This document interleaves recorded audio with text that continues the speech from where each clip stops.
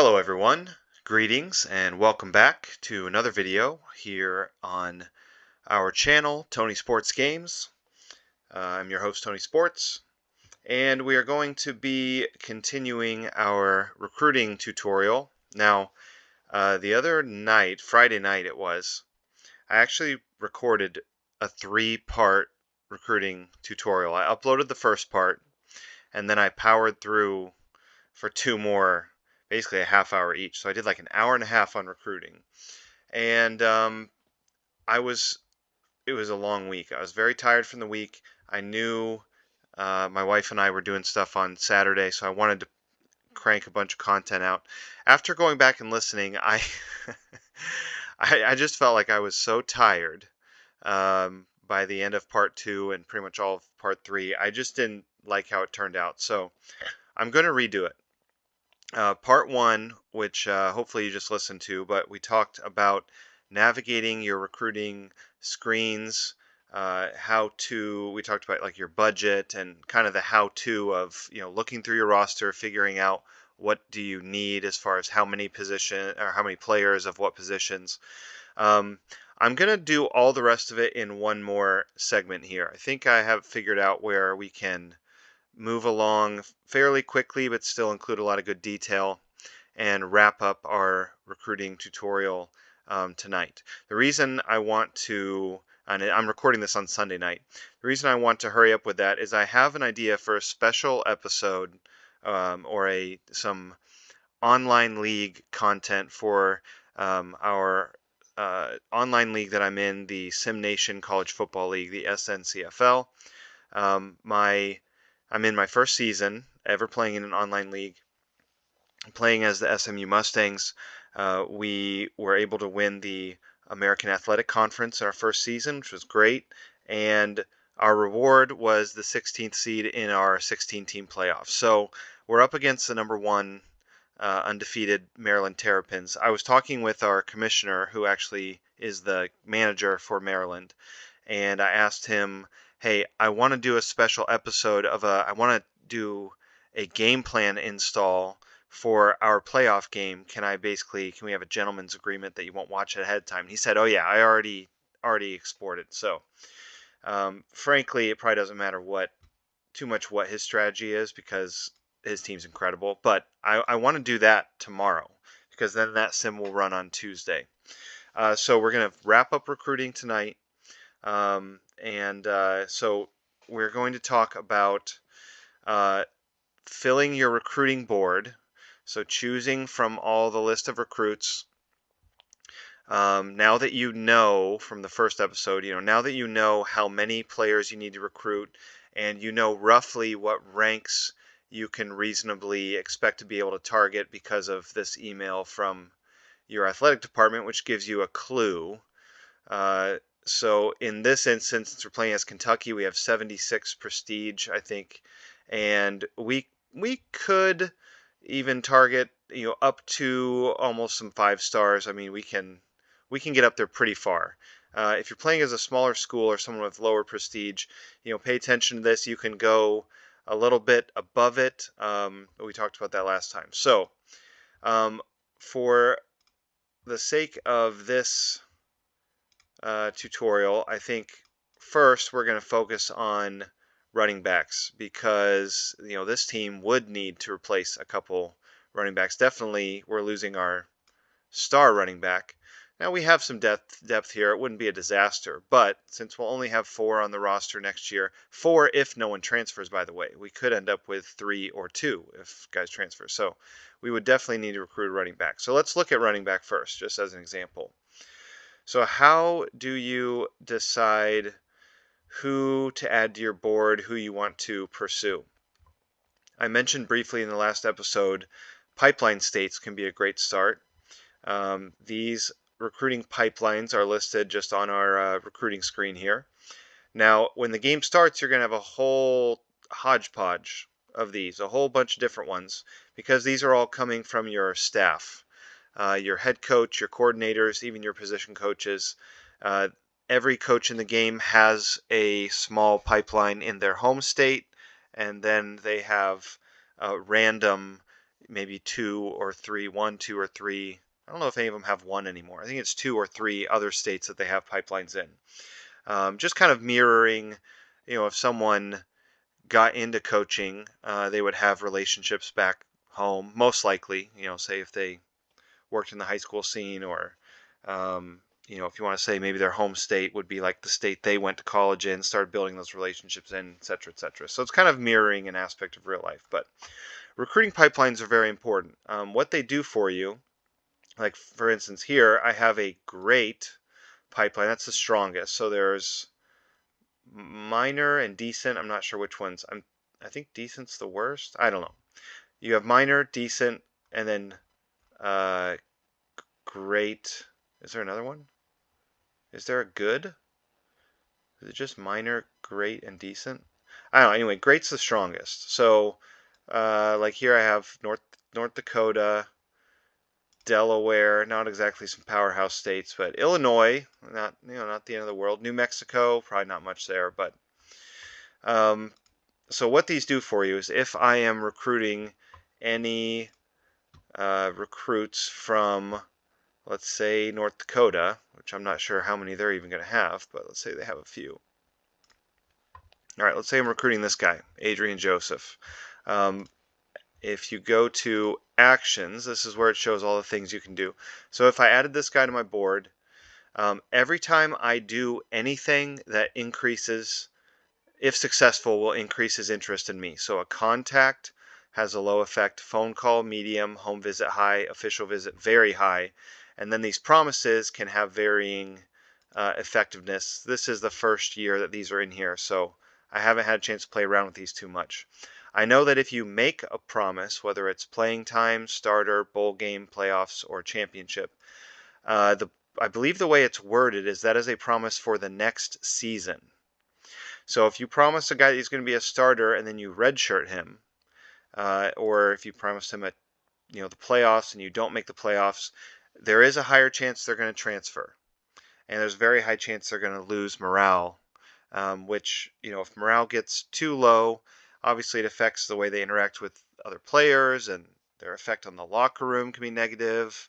They could even play worse. So things you want to avoid there. So use these as you feel like you need to. If you want to fire away on these and just see what happens, go for it. But if you don't fulfill the promise, you're running a risk.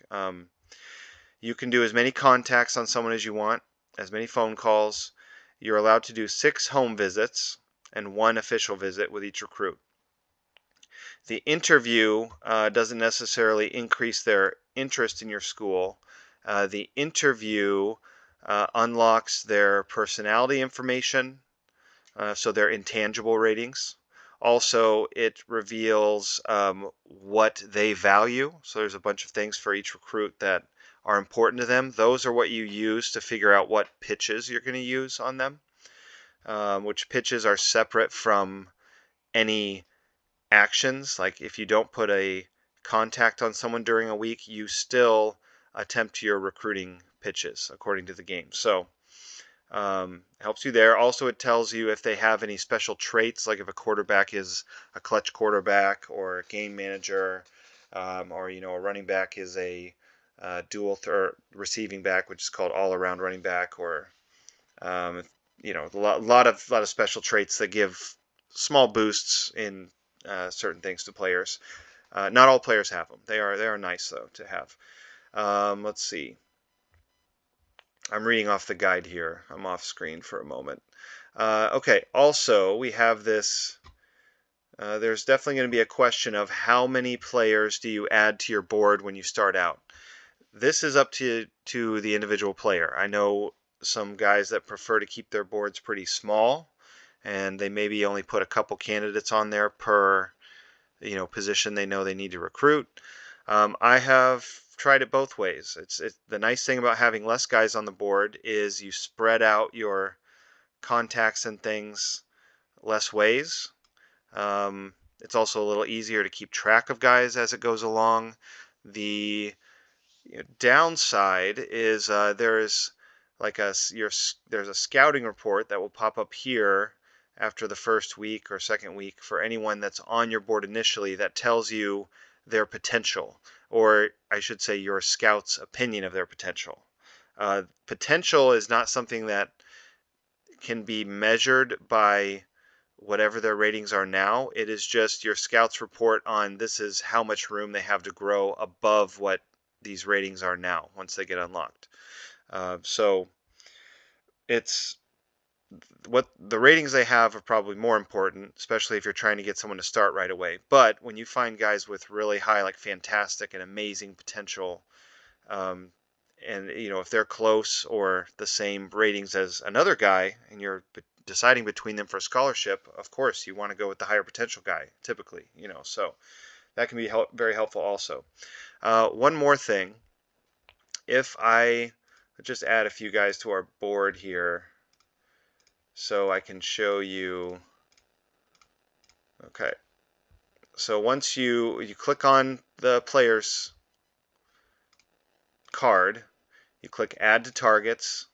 Okay, that's going to add them to your targets list.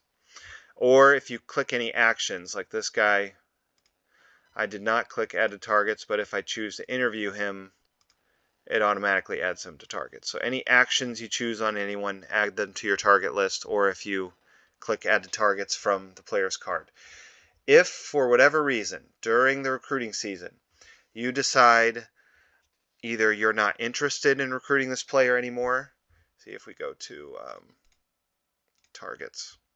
All these guys are on my target list now.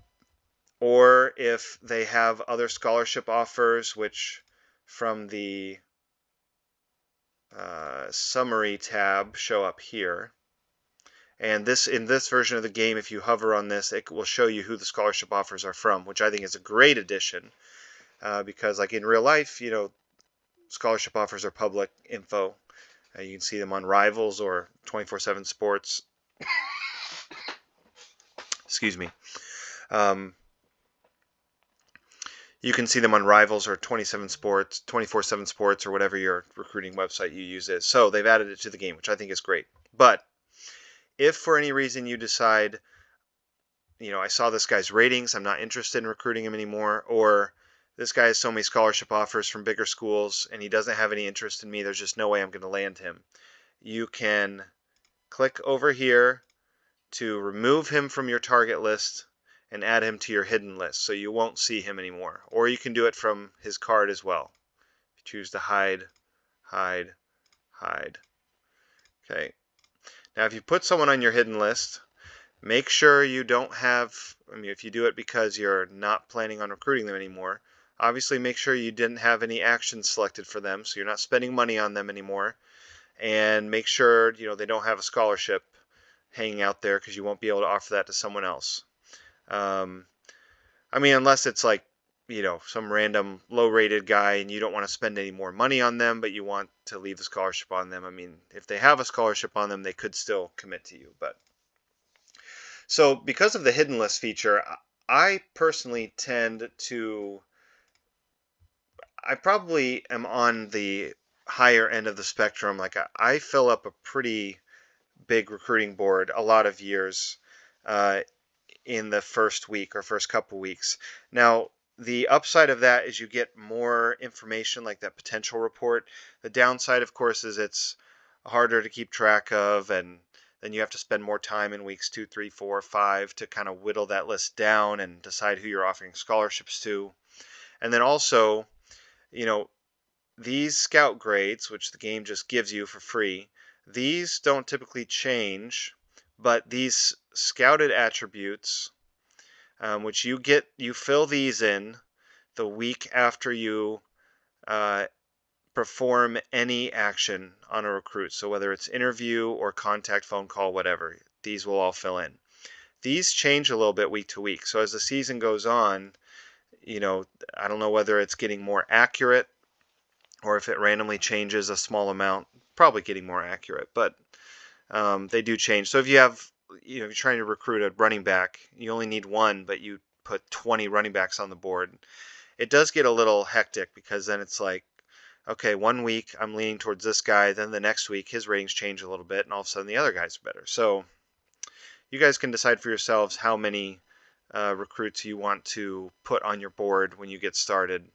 Um, you have the hidden list, so I kind of say like, well, I'd rather put more on there up front and get that scouting report on potential, because you don't get that if you add them to the board later. Not sure why that is, but you just don't. So I like to look at the potential. So maybe that's up to you. Okay, so um, let's see. I think I mentioned the pipeline states. What it does for you is anytime you do any of these actions that would increase their interest, the pipeline, if they're from a pipeline state, it just increases it a little bit more. It's like a little boost. So as they gain interest, you just gain it faster if they're in a pipeline state. Okay. Now let's transition to talking about kind of filling our board, or go through. So let's look at running backs, for instance, for this sim. How do I decide which running backs I want to put on my board? Well, you're obviously going to look at the rank. Make sure that you're looking at guys that are inside the rank that you think you can land. So my people said they think I could get a top 50 recruit. So really, I could stretch and go for any of these guys, but make sure they're within your range. Then, what I usually do is I do it in this order. First, I look at distance, and I want to look at somewhat close distance to me. So depending on where you're at, if you're in a school in a heavy state, a large population state like Texas, California, somewhere with a lot of recruits, maybe you could start out within 100 miles, and see some good candidates. And then if you see a bunch that you really like, I mean, no need to go farther. If you say, hey, I'm going to add 5 running back prospects to my board, I decided on that number. I mean, I don't decide on a hard number, but if you did, you look through these guys and you actually like what you see here, and you like what you see here, maybe you don't need to look farther. But, if you don't see several options or enough, the number of options you want to pick from within 100, then you go to 200, you can go to 300, you can go to 500.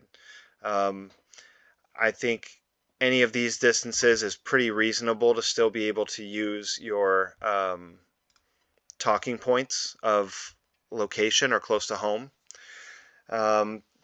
Then after I've looked distance from my school, I could look at my other pipeline states. So like from Kentucky, obviously North Dakota is not that close, but since I have a pipeline there, I could look at running backs in North Dakota. We already kind of hid those guys in North Dakota though. So let's look at New Mexico, because I had one there too. So after I look within, let's say 200 or 300 miles, I could look at my pipeline states individually. So I have no running back recruits in New Mexico. Let's try Illinois. Illinois. Running backs in Illinois. And here we have a couple, none close to, none in the range I want. So, and on and on. The other thing I do is I try to look at who's already interested. Like, do we have any volunteers? And that's if you're in actions. You can sort by interest. Okay, so right here we have 1, 2, 3, 4, 5, 6 guys that already have mild interest in our school, which is pretty good. That's a nice head start on the AI. The reason I at least look, and even if these guys aren't ranked very highly, I will at least go through a couple of them and look and see, well, do I like their grades? Does the commentary blurbs, this is something that talks about what this guy's best attributes are. Like, does this guy still look like, even if he's not the rank I want, like, this might be actually a good player? Well, I'm going to add him to the board. Why not? Like, I already have a leg up on the AI. The way the AI teams recruit in this game is they really aggressively pursue recruits that they think they can land. But if they think there's no chance, when the AI decides that they have very little chance of landing someone, they won't even get involved. They'll move their resources somewhere else. So you can kind of get a leg up on the AI if you can find some guys, even if they're a little bit farther down the rankings, that not a lot of other schools are looking at in the first weeks of the game. And if they're actually kind of like a hidden gem, you can spend a little money, do some scouting and things. You can get such a lead built up if they're responding to your recruiting that you can avoid what one of the worst things that happens every year to you in this game is, like, you spend 8 weeks recruiting this guy and you think you have him, and then in week 9 Alabama lost their top running back recruit on their board, and then all of a sudden you log in week 9 and the guy has an offer from Alabama and you lose him. But you can kind of build up a lead on the AI by identifying these guys a little farther down the board earlier and getting on them and kind of make hay before the AI even gets involved. And so anyone that already has interest in my school is at least worth my time to at least look through and see, are any of these guys something that I'm really interested in. I'll add them to the board no matter what state they're from. And sometimes I'll do that for all positions. Even if it's a position that I don't think I necessarily need. If I look down here, like, here's a top 1,000 player. He's a quarterback. He's a dual threat quarterback. He does have pretty poor intangibles. Doesn't say much about him other than he zips the ball around. So if I had to guess, and he doesn't really have very good social type. So this guy, I probably wouldn't bother. But if I look, for instance, okay, here's a 3-star tight end. 6'55". He's 6'4", 241. Okay, look, he's all right. So all it says really is he's a team player.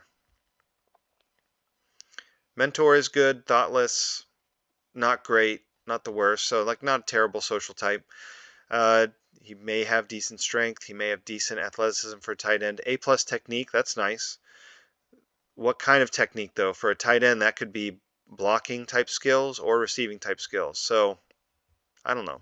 If I needed a tight end, I'd probably at least add this guy to the board and get some scouts on him and see what's there. So anyway, I would look through that. Oh, this guy, Randall Holder. Look at this. Top 100 player, already with mild interest. And then when I look at him, he's hardworking. He's a good teammate. He's fast. Oh yeah. See, there you go. Now this guy's from Virginia. He is 376 miles. So if I had only sorted by like 300 miles away, I might not have even seen this guy. He might have slipped through the cracks. But if I'm looking at the beginning of the game, at guys that already have interest, I can find this guy and say, whoa, there might be something here. So yeah, that would be my advice. Look at your area around your school to fill your board. Then look at your random pipeline states out in the middle of nowhere, even if they're far away, because you get a little boost from those. See if any of those guys are interesting. And then look at who already has interest in your school from week 1 and add some of those guys. Okay, then if you're still short, you can look, just go back to rank, look at guys in the rank range that you're interested in, sort by position, just fill out the rest of your board from there. Okay, now the other thing besides, this guy's a running back, since I'm trying running backs here, and they're within 300 miles of my school. So do I just automatically add these guys? I mean, you could if you want, especially if you're going to fill up a big board right away. If you just say, hey, every top, 500 player in this area that matches one of the positions I need, I'm just going to put them on the board. You could do that, but what I like to do is look at a little closer at some of the free information the game gives me. So these scout grades you have without interviewing, without anything like that. It has these 5 categories. Physique is mostly strength and endurance. Athleticism is mostly speed and agility. Technique differs by position. Okay, it could be hands for a wide receiver. It could be arm and accuracy for a quarterback. It could be tackling and hands for a linebacker, a cornerback, etc., etc. Football IQ is generally referring to their intelligence, and then their intangibles is all their personality ratings, so their disposition, their work ethic, leadership, all of that. I know I talked a little bit about it in my social types. Oh, not a great social type, but if the ratings are great, doesn't mean I wouldn't recruit a guy with a questionable social type. That's kind of more if I'm down on the other end of the spectrum, like I'm Kentucky, but I'm going to look at some 3-stars too. So if I look at guys down here outside the top 1,000, then I'm maybe looking more at like intangibles and social type. I'm looking for good ones. Guys towards the top of your level that you're able to recruit. I mean, at the end of the day, look, you're not going to be able to fill your whole team with only guys with great intangibles. You need guys with talent, but intangibles do matter in this game. They do matter. The devs have said they matter. I've played this game for a long time. They matter. So I do look at it. But as far as so these are given to you for free, and then also this commentary. This kind of points out. This gives you a clue for what some of their highest attributes are, and this stuff is pretty accurate. I will say. So if you see, if you're looking for a running back with speed, and you see, let's go down a little ways till we find someone that's slow. I don't know. I mean, C+, they could be high in speed and low in agility, or vice versa, but okay, here. So like this guy, oh, you know what? That's funny. It says he has C in athleticism, but it still mentions speed. So I'm going to guess he has high speed and very low agility. Yep, speed 88, agility 62. And again, since it's a tutorial, I'm in sandbox mode, so I can look at all this stuff. As you can see, this stuff is pretty accurate. Good behavior on the field, so I'm going to guess sportsmanship. He wants to win. I would guess that's competitiveness, speed, and strength. If we look, speed, strength, very high for a running back. Work ethic, competitiveness, sportsmanship. Yeah, competitiveness, sportsmanship. So yeah, it was pretty accurate, right? Actually, this guy wouldn't be a bad prospect to look at. If you find a guy that's a little farther down the board here, but it mentions speed and strength for running back, that's great. So, hey, we accidentally found maybe a diamond in the rough there. Anyway, so when you're filling your board out, I look at these. I look at this information. When you see a ton of stuff here, that's a great sign. If it talks about a mix of intangibles and physical attributes, that's a great sign for a prospect. So obviously this guy is someone we'd be very interested in. Depending on the position and what you're looking for, you're going to care more about some of these grades than others. And everyone has their own philosophy on that. I know some guys that play this game that they really just look at, speed and strength for something. They might not pay attention to intangibles or football IQ. I think you still should, but that's really up to you what you care about the most. Okay, let's move on. So we've talked about filling up our board. You go through, make sure you interview everyone the first week to get those scout grades and potential. Let's do it this way. Let's delegate the recruiting, and let's advance a couple weeks. So I'm just going to let the AI do it since this is a tutorial.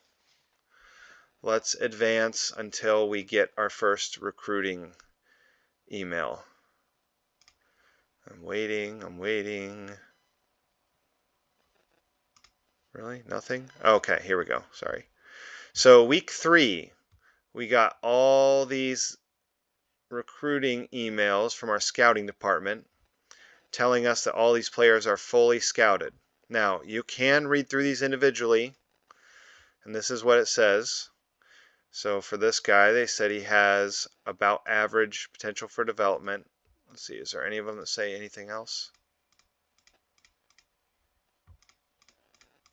Okay, so the potential, okay, so then sometimes it'll tell you if they have scholarships from someone else.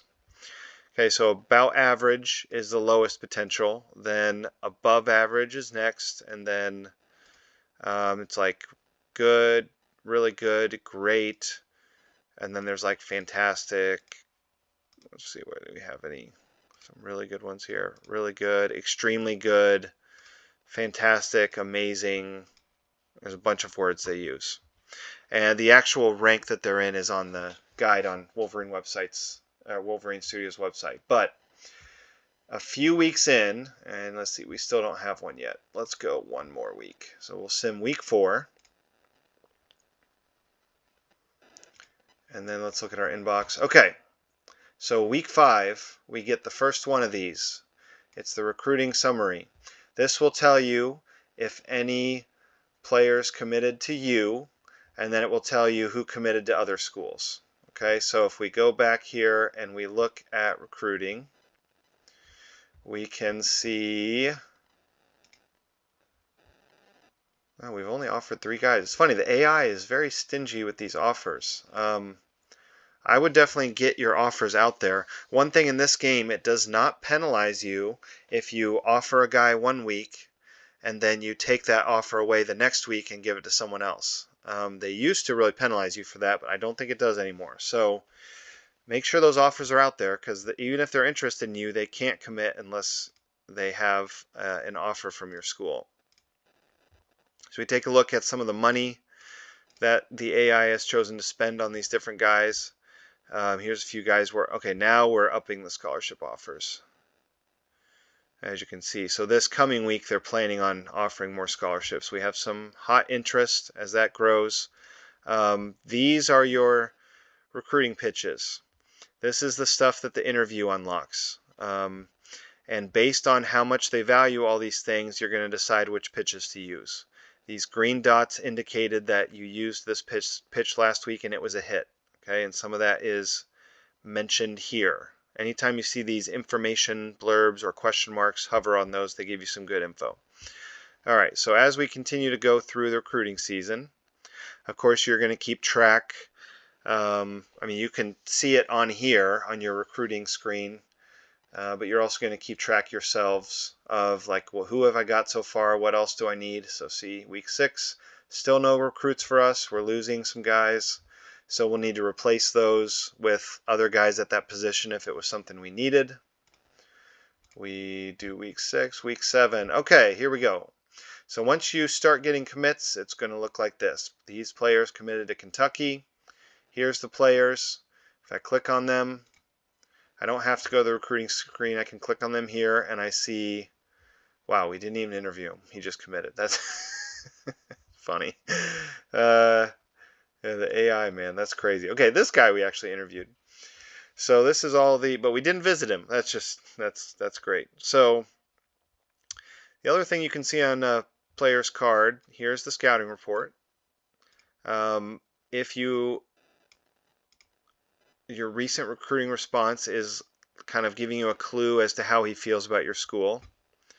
The one other thing you can look at here is if you go to this history, you can see each week who is spending recruiting actions on this guy. So the Troy Trojans were also attempting to recruit him. Now I don't know I think once they commit, it will not show any other scholarship offers because those scholarship offers aren't on them anymore.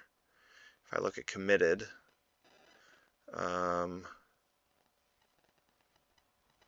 oops, not committed, my commits. Okay, so see, yeah, it just says one offer. If I look at my target list of the guys we're still working towards, or hey, let's look at my scholarship offers. Here, so this guy, I'm his only offer. This guy has offers from these other schools. Pretty similar prestige, right? So as long as do I have interest from this guy? Yes, I do. I have mild interest. It's better than nothing. I'm listed among his top schools that he prefers. Of course, he has Notre Dame listed there. But then if I go back to summary, Notre Dame has not offered him. So I would not cut bait on this guy yet if I needed them, you know. Sometimes if you see on their screen what schools they like. So this guy, Ole Miss, Kentucky, Boise State. I don't know. Is Ole Miss a higher prestige than me in this game? By one. So yeah, I'd stick it out. If you're playing with a smaller school and you see, someone with like 55 prestige, and you see they have an offer from someone with high prestige and they're listed on their card as someone they're interested in, those are the tough decisions where you have to decide, is it time for me to give up on this guy and move on? Because you're probably not going to get him. Now, as long as they have interest in your school, you at least have a chance. Okay, if they have, okay, so see these guys, like this guy has no interest in my school, and he doesn't have any offers. 5-star, why not? I have no idea why this guy doesn't have any offers. He's foolish, but I mean, come on. Not intelligent, but speed, hands, strength, agility. Yeah, I have no idea why none of the AI teams have offered this guy. That's really weird. But anyway, here's one. So this guy's on my target list, but see, he has 4 offers from other schools. And if I click on his card, he has those schools listed on his top schools, and Donald Hemp, whatever. And he has almost no interest in me. So I would not waste another dollar on this player. Those are the tough decisions you have to make as the season goes on. If they have some interest in you, you can stick it out and battle to the bitter end. Even if a big school jumps in late, you might still get them. But you want to avoid wasting tons of dollars on guys week after week after week after week when their interest is not growing in you, and they have interest in other schools, and maybe they have scholarships from other schools. Those are just not the types of players you're usually going to get. Okay, now I'm not going to show it, but at the end, well, I could show it here. Let's quick sim. Let's just finish this rest of the season. At the end of the season, after you wrap everything up, after you end your season, you're going to get an email that's going to tell you if anyone is transferring away from your school. And then the game will go to a screen where it's showing all the players that are transferring from every other school in the game. So and then there's going to be a recruiting portal, like a 3-week recruiting portal. Any unsigned high school players, or if a high school recruit committed to a certain school and then they fired their coach, and that was the reason that they can decommit because of coaching changes. So anyone that decommits because of coaching changes or wasn't signed during the regular season is still available in the portal, and all the players that are transferring from different schools are available in the portal. So at the end of the season, you might have some new needs that pop up because some of your backups transferred away, or you didn't fill all the scholarships you needed during the year. You can use the portal to make sure you end up with the right numbers of everything. Let's see, did we get it yet? I don't think we got it yet. Prestige update. Oh, we didn't do very well. Okay, let's just delete all these. Advance through the Senior Bowl. We will skip red shirts. That's something you do at the end of the season. Anyone that didn't play in, I think it's more than 3 games, you can redshirt them for the next year. You do that on your roster page. End season.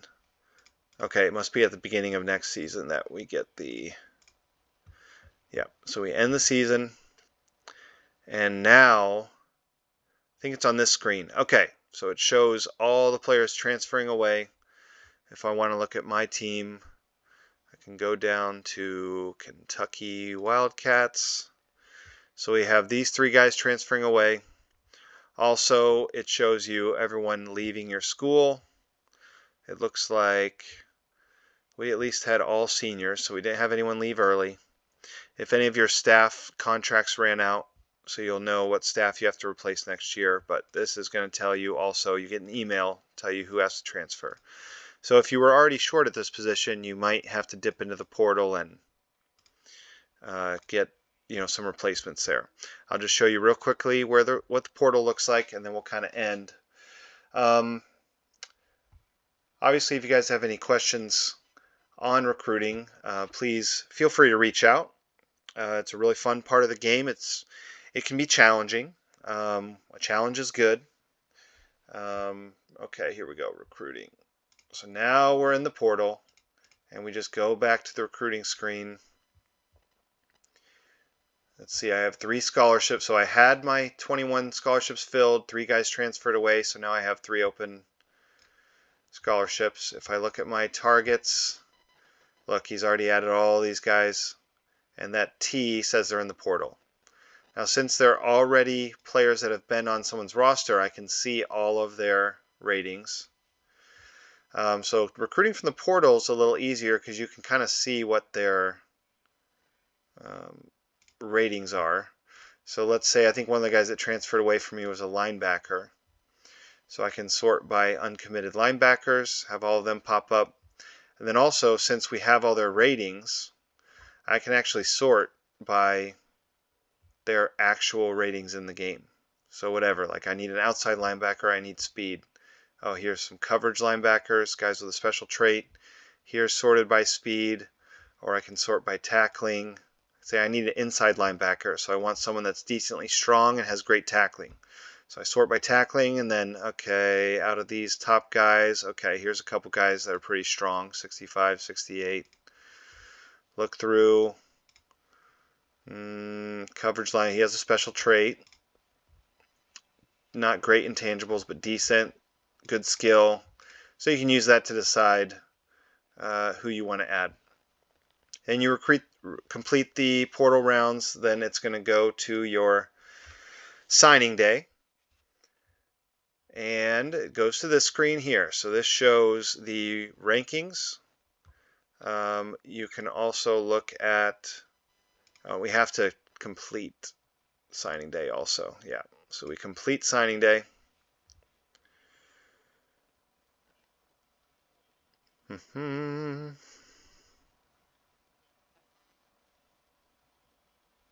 Okay. And then we're back in spring games. So then we can see, how did our recruiting class do? It ended at 28th. Relative rank takes your prestige into account, and then it tells you whether or not your athletic department is happy with it.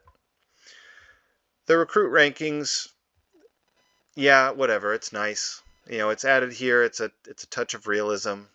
Obviously, all college football fans love to look at recruit rankings.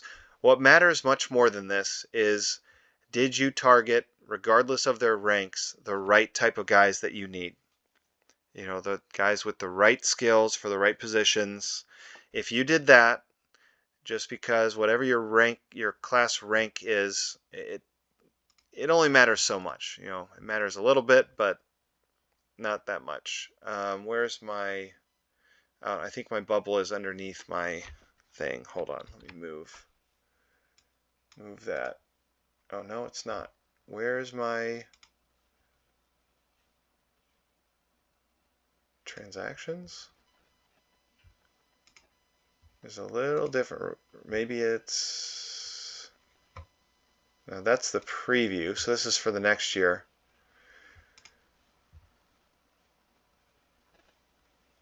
Surely I'm missing something here. Maybe I just went past it. Anyway, there's a screen where you can look at all your recruits and see your whole class listed, and on and on. It can be helpful. So, sorry, I took a couple extra minutes there at the end. Let's see, my closing thoughts on recruiting. Obviously it's a super important part of the game. I would advise you guys to come up with your own strategies for recruiting. How much money do you spend the first few weeks? When do you cut bait? When do you stay and fight it out to the end on a player that other people are interested in?